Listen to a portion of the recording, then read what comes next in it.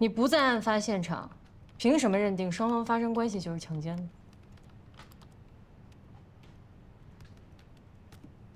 你觉得陈宫和赵寻是什么关系？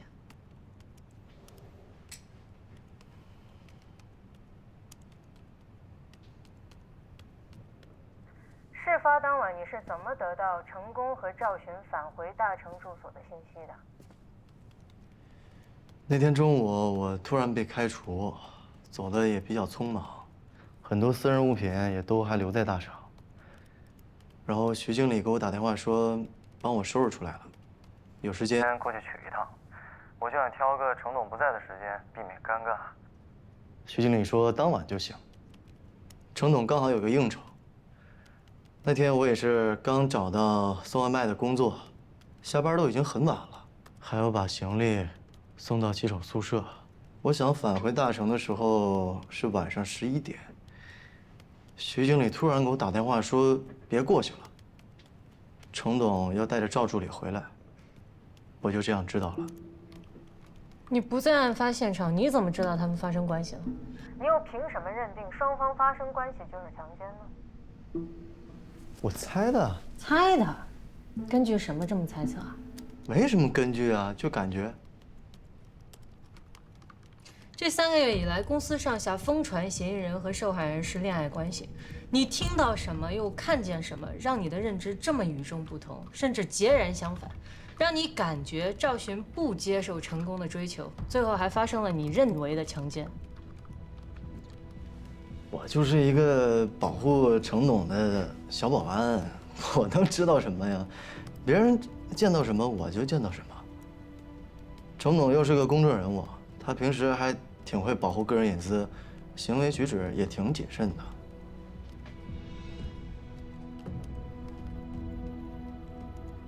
在你任职期间，成功对你的工作非常满意，为什么你和他之间的关系急转直下？发生了什么矛盾，导致他不由分说开除你？也没什么矛盾啊。我们这个职业流动性很大，分分合合都很正常。要说矛盾吧，可能是性格不合，脾气有点相冲吧。你和成功之间的矛盾和赵寻有关系吗？没有，跟他没关系。你和赵寻的关系怎么样？我和他不熟，除了工作交代，平常都不说话。作为贴身保镖，你可以接触到别人接触不到的面，了解别人了解不到的内情。那在你看来，赵寻对于成功的追求是什么态度？接受还是不接受？这我上哪儿知道去啊？我不知道。你不知道吗？你和一个人朝夕相处了3个月，你看不出来这个人是开心还是不开心？被霸总追求，月薪是我的3、4倍，我咋能看得出他开不开心呢？赵寻不知所措的时候，有向你求助过吗？你有主动替他解过围吗？我帮他拒绝霸总的追求吗？这不是每个女生都想发生在自己身上的偶像言情剧吗？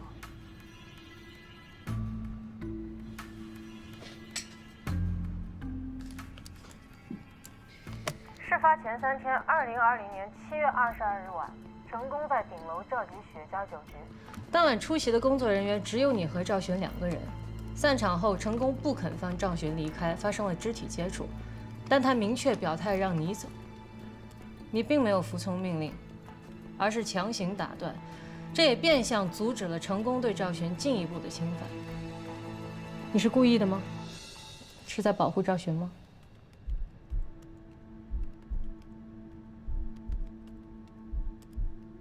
我保护她干什么？她又不是我女朋友，我可没那么高尚。赵助理平常都留到很晚，送她回去也是我的工作。程总平常也是这么交代的。你甚至没有感觉你坏了成功的好事，导致他恼羞成怒，对你心怀不满吗？啊？是吗？哎，警官，你这么一说，我才意识到啊。我平常都学不会看老板的眼色，你这么一说，我被开除可能还是真是因为这个。哎，你对赵寻指控成功强奸怎么看？我怎么看？程斗人帅，有钱，招女儿犯桃花。要说缺点吧，就是对女人都太好，太多情，对谁都温柔。那你要说他强奸，我有点不太相信。那你为什么报警，言之凿凿说是强奸呢？我就是为了报复他呀。报复他吗？你刚才不还说你觉不出来他对你的不满吗？你甚至说不清楚你和他之间有什么矛盾，怎么就能怨恨到报警指控他强奸的地步呢？哎，我这不是一时冲动吗？我无缘无故丢了这么好的工作，我当时气都顶到脑门上了，所以我就想恶心他一把，让他丢人现眼，人设崩塌。他这人吧，平常经济上没什么问题，所以我就只能在男女关系上做点文章了。你不怕无凭无据报警指控他强奸会被追究刑事责任，涉嫌诬告陷害吗？所以我匿名报警嘛，我不想被发现。赵寻一报警指控强奸，我就不是诬告陷害了吧？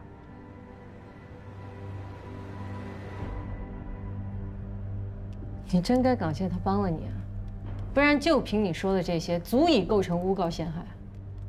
诬告陷害罪的构成要件是捏造事实，我没有捏造啊。事儿真的发生了呀，那顶多算我猜错了，结果他真的报警了，所以我现在连虚假告发的嫌疑都排除了，是吧？请过来。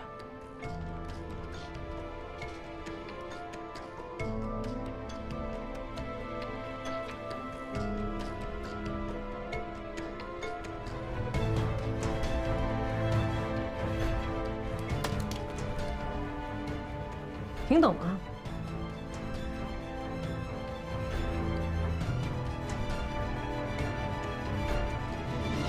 我能走了吗？我还挺忙的。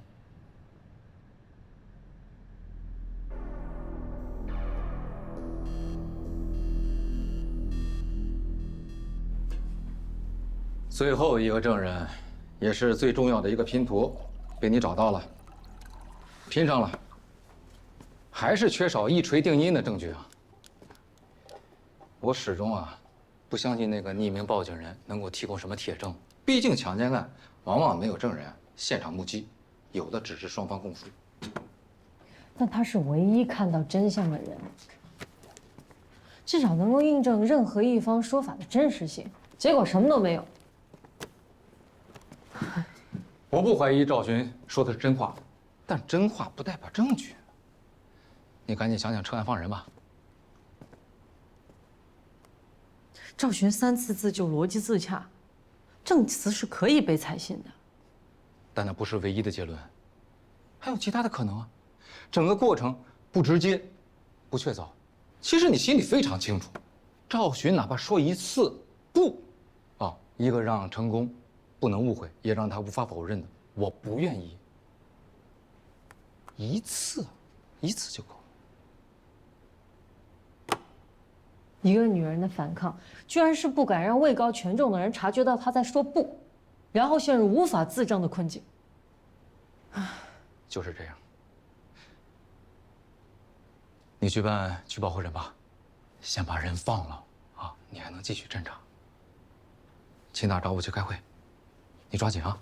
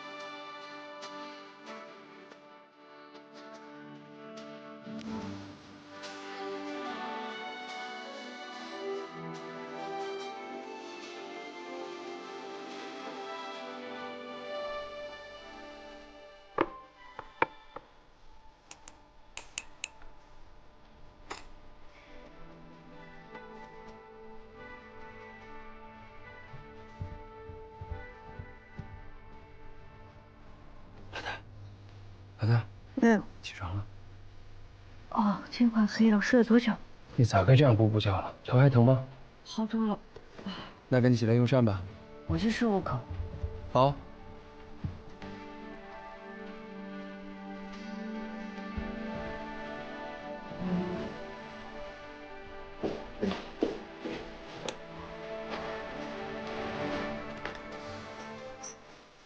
叫了4个菜呢。哎，对了，我要是不来啊，我估计你这快递1个月都不会拆的。榨汁机。哎，真是忘了。我朋友都在用这个榨汁机，说挺好的。我这就去给你榨一个苹果汁儿。好。哎呀，我的天妈！哎呀！哎呀！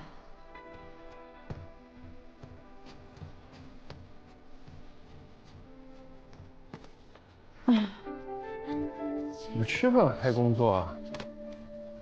哎。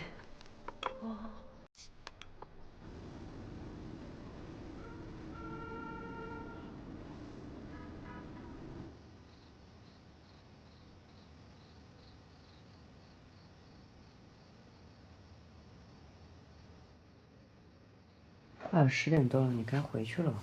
啊？手上那么多工作没完成呢，你一个人怎么行？行吧，随你。咦，写错了。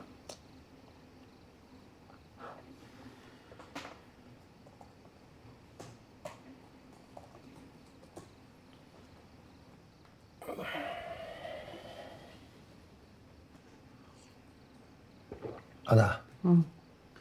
这都工作几个小时了，要不休息休息，出去透透气儿。好。哎呀。哦。走。哎呦。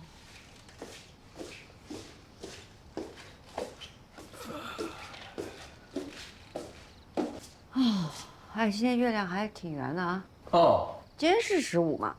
今天不是吧？哪那么圆？快15了，应该。那既然月亮这么圆，我来应个景呗。哎，行啊，吹一段你的萨克斯。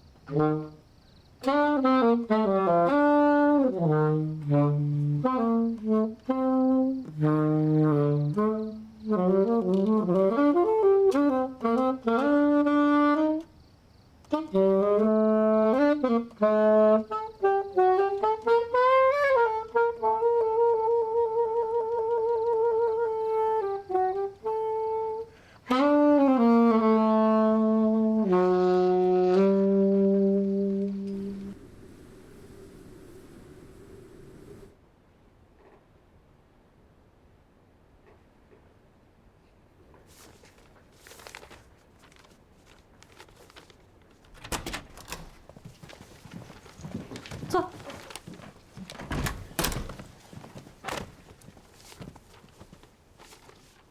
公安机关找到匿名报警人了吗？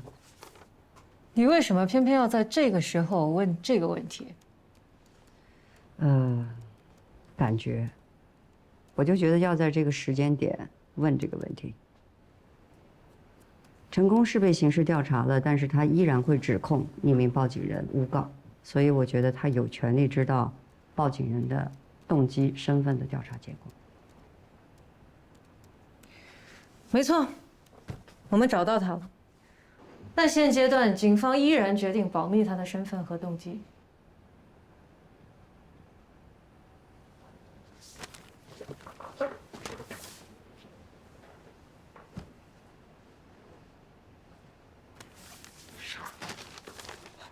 关于隐身心理的报告。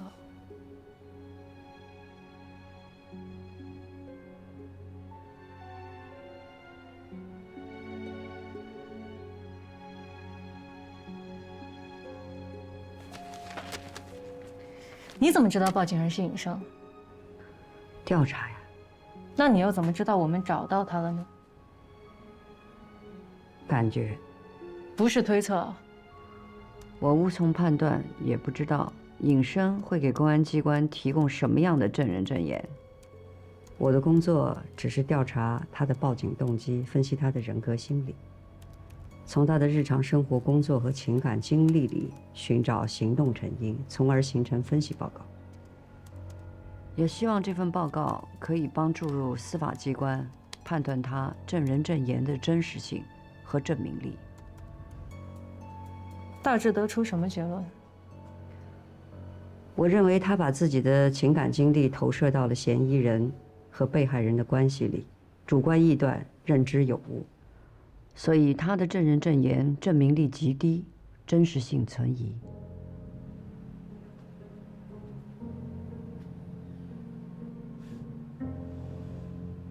真尽职尽责啊！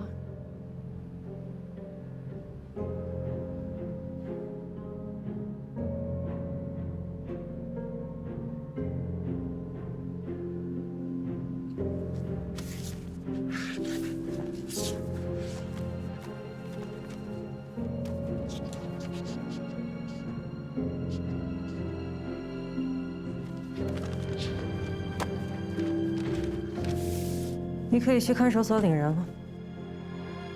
这么突然，取保候审批准了？这不就是你想要的吗？感谢批准。明天拘留满7天，我想请问公安机关对嫌疑人的处置有结论吗？等我通知。好，谢谢。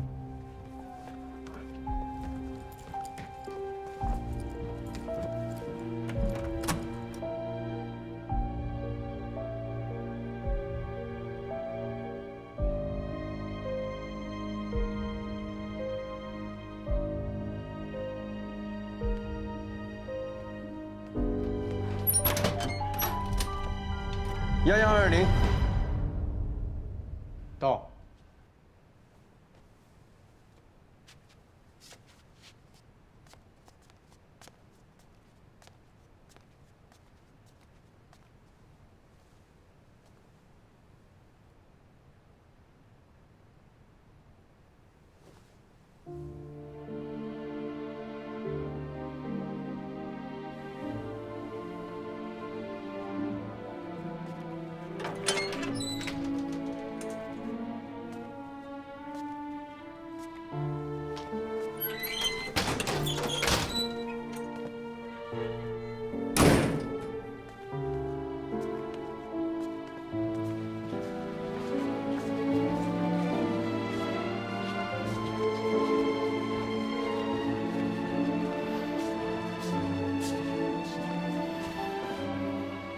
修改管理员密码，开锁。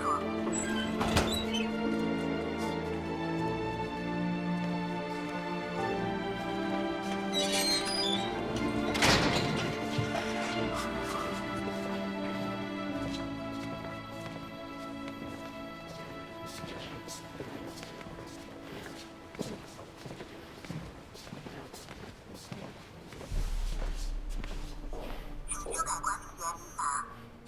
开锁。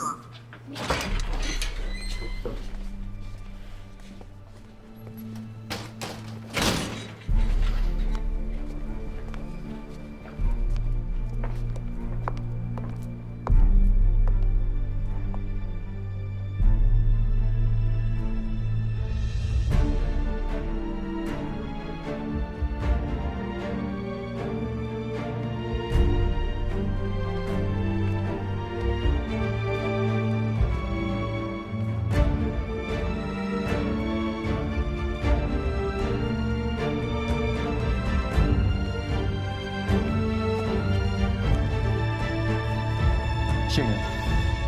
成功。家庭住址？汴州市文理区解放路新景苑26号。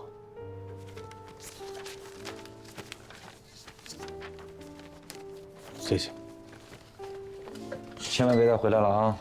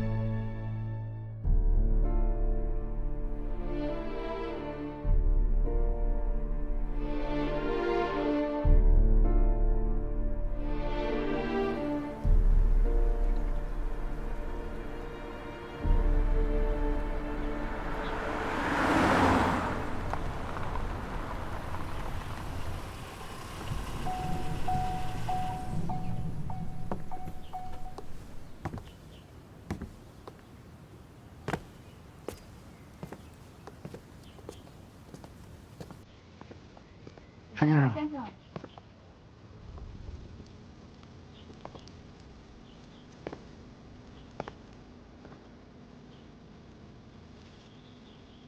欢迎回家。把衣服脱在外面。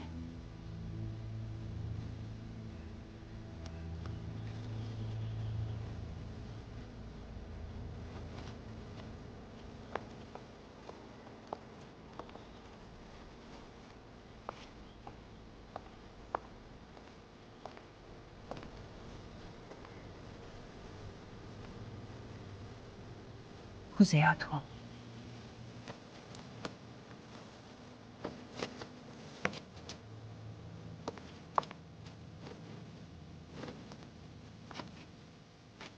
孙姐把衣服都烧了。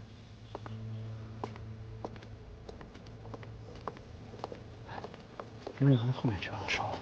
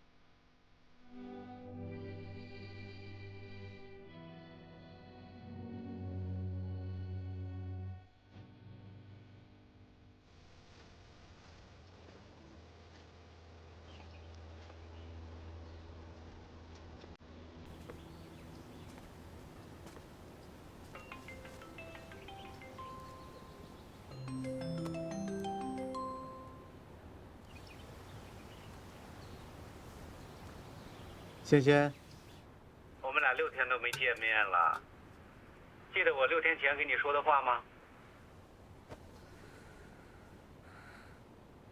你怎么了？有人欺负你了是吗？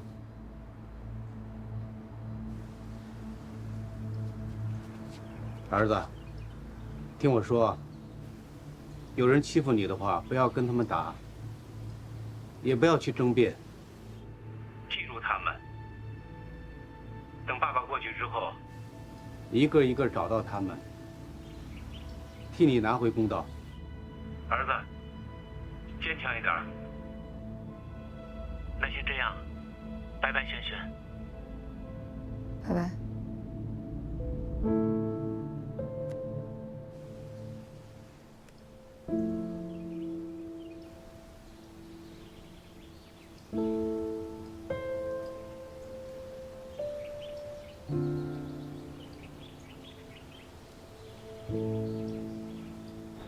我到了。我马上到。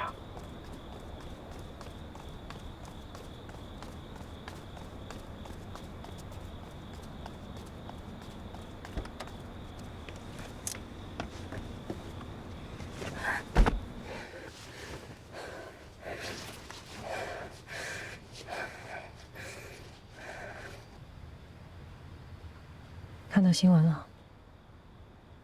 看到了。他离开看守所了。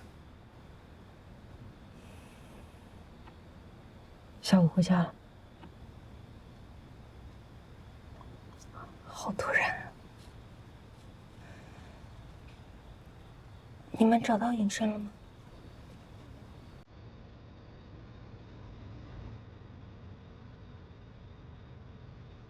我知道你不能透露案情信息，但我实在不明白他为什么要报警。难道怀恨在心，蓄意报复，就把我赤裸裸的推到大众面前？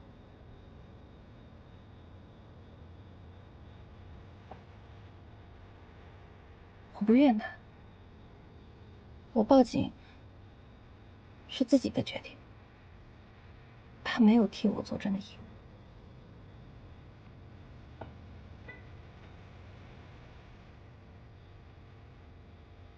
刑侦差不多快结束了吧？取保候审是不是意味着目前证据不充足，或者罪不重，不用羁押？就算将来起诉判刑也是个轻罪，判个缓刑。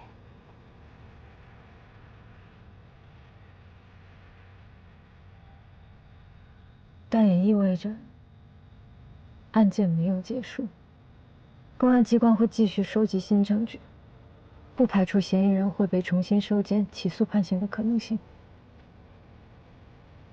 有可能最终无法证明犯罪，串的吧？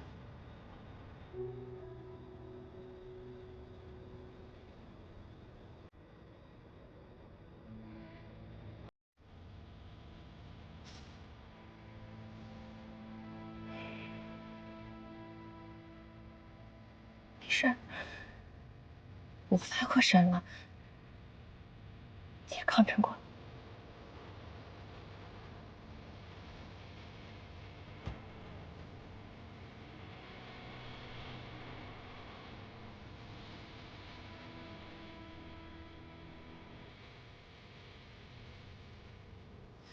法律有时候也不是无所不能。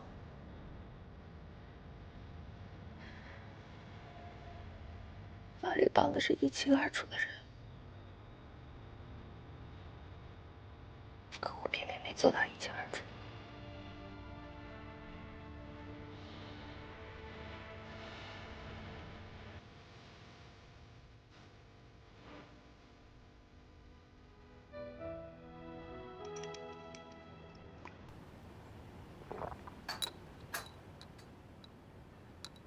老大，成功被取保候审，怎么看上去不开心啊？因为隐身。隐身，这个隐身是挺奇怪的。你看啊，隐身作为这个报警人已经被警方找到了，他没有提供任何对赵寻有利的旁证。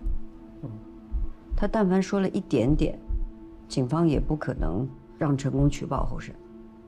是啊，他却帮了陈功一把，这不奇怪吗？奇怪啊。继续调查尹生吧。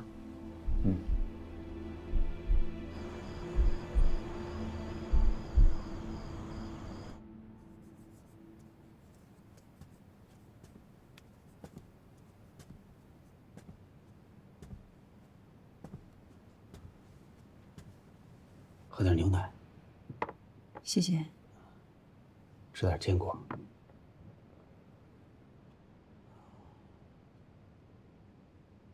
好久没有看到你工作的样子了。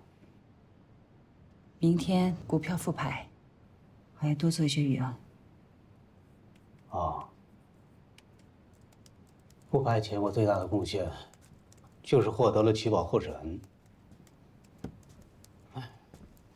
贺世利好。新路，这6天真是辛苦你了，力挽狂澜，做得真棒。本分。啊，好在最难的时候都过去了。林看会继续跟进，帮我洗脱罪名，还我清白。但愿。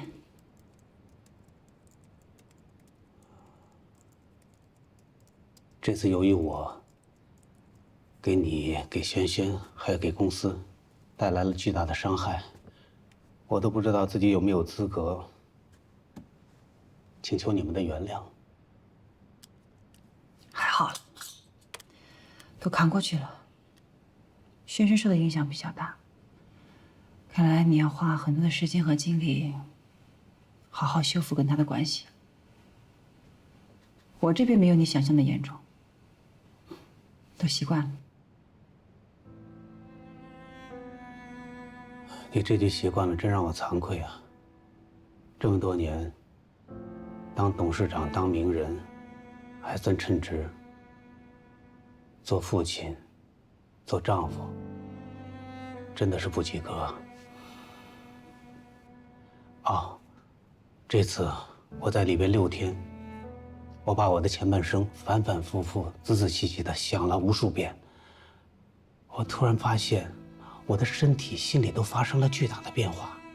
这6天就像一条天堑，把我的过去和今后分成2个不同的我。我已经不是6天前的成功了，真的。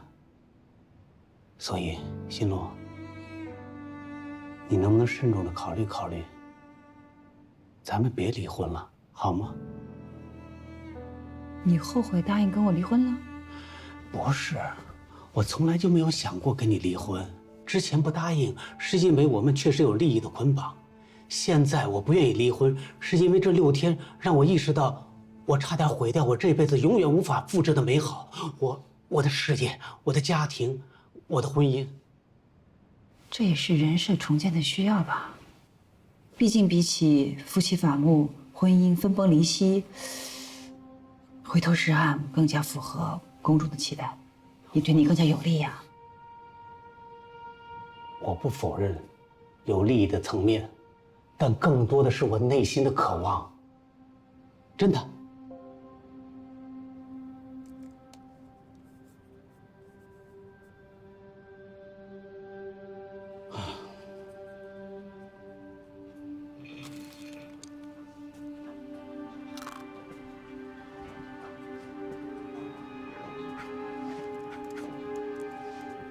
反正我想好了，如果你要坚持离婚的话，我就让我的律师利用离婚难的障碍，拖着你，拖个1年，甚至2年。到时候看你离得成离不成。OK， 不离就不离。我现在没有时间精力给你拖这些事情，公司里还有这么多事儿呢。真的？害怕了？不用怕，我回来了嘛，你就不用那么累了。还有一件事，我要尽快的召开董事会。什么议题？恢复我董事长的职务，回到原来的样子。你笑什么？刚才说什么身心巨变？唯有握在手中的权力是不会变的，对不对？也就是说，你要取消第131次董事会决议，罢免我这个现任董事长。那是因为我在看守所里接到的董事会决议不符合当初我对你的委托。但是我能理解啊，面对前景不明的案情，你和全体董事选择与我切割，也是明智之举，也给短暂停牌找到了一个名正言顺的理由，争取了救命的4天，对于止跌股价还有平息社会舆论都起到了非常好的危机公关效果。所以呢，在看守所的后3天，我努力地说服自己理解、接受131号董事会的决议。不过现在好。我回来了，成功。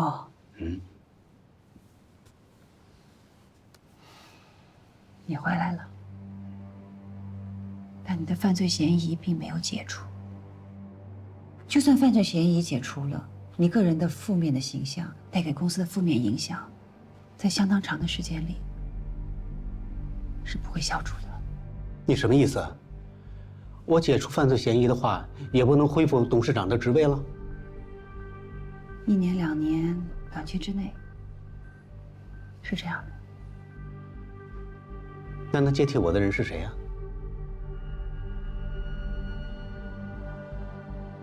是你啊！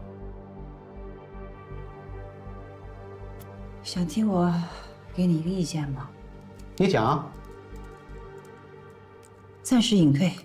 离开公众视线，用时间消除公众记忆。这段时间，你带着轩轩回英国陪陪他，正好也消除你们俩之间的一些矛盾。你的意思是我们俩调个个啊？我回家，你出山？我认为这对你、对我、对轩轩、对公司都好。我明白了，那天晚上你回来的路上就已经谋划好了。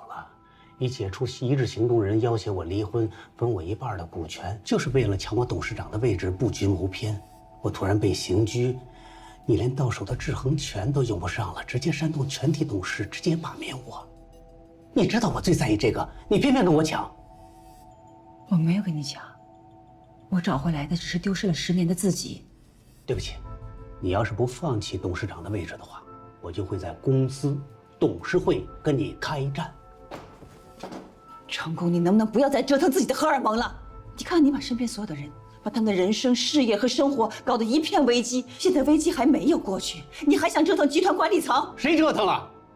我被人陷害，法律迟早会证明我是清白的。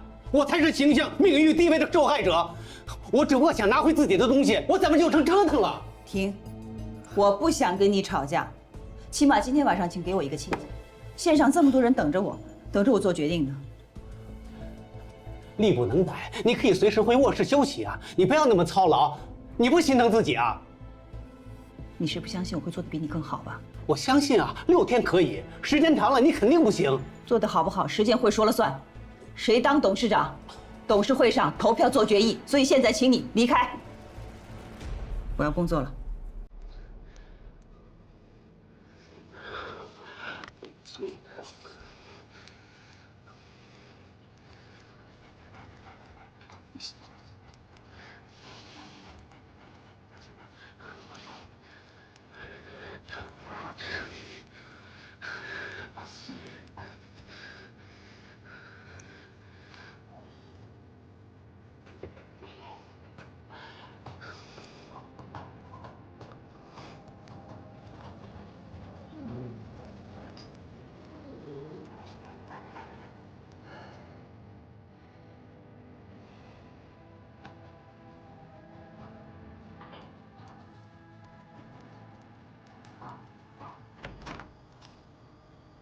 要不要给您叫司机？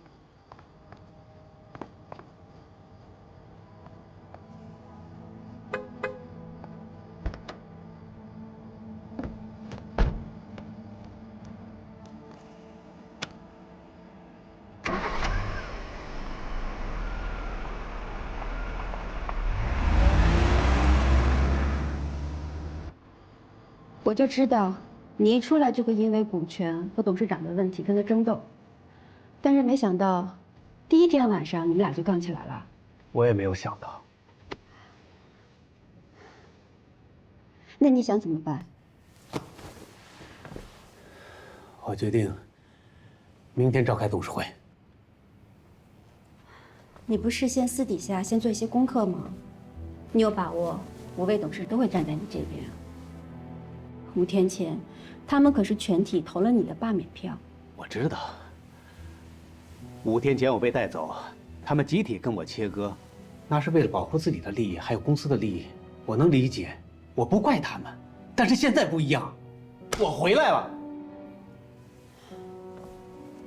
但我还是觉得，你想现在召开董事会，取消新路董事长的资格，目前不是一个合适的时机。那你觉得什么时候合适？至少要等到警方结案，向社会和公众宣布你是